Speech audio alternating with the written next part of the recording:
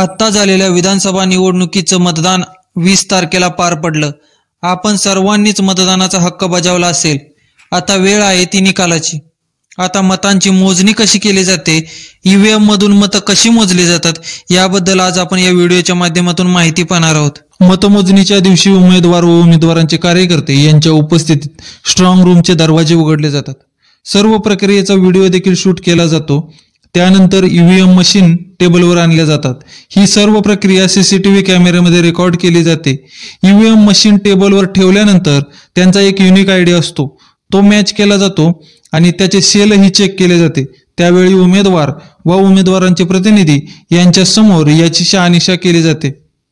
त्यानंतर ईव्हीएम मशीनवर एक बटन असतं, ते बटन दाबल्यानंतर त्या उमेदवाराला मिळालेली मते हे उमेदवाराच्या नावासमोर दिसू लागतात।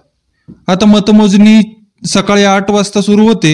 यामध्ये सर्वात प्रथम पोस्टल बॅलेटचं मतदान मोजलं जातं। त्यानंतर ईव्हीएम मशीन मधील मतमोजणी सुरू केली जाते। मतमोजणी सुरू असताना कोणालाही आत जाण्याचा किंवा कोणालाही बाहेर जाण्याचा म्हणजेच अधिकारी कर्मचाऱ्यांना बाहेर किंवा आत जाण्याची परवानगी नसते।